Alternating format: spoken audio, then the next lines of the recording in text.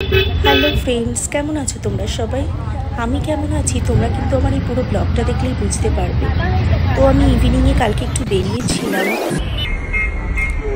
আর বাড়ি থেকে বেরোনোর সময় আমার চা খেয়ে বেরোনো হয়নি, এত তাড়াহুড়ো ছিল সেই জন্য। তো দোকানে আগে আমি গিয়েই 1 কাপ গরম গরম লেমন টি খেয়ে নিয়েছিলাম।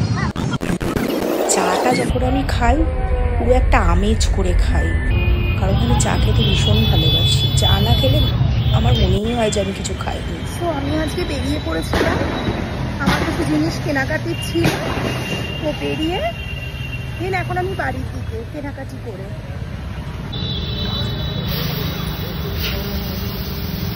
তো তারপর বাড়ি ফিরে রান্নাঘরে গিয়ে এই অঘটনটা আমার সাথে হলো।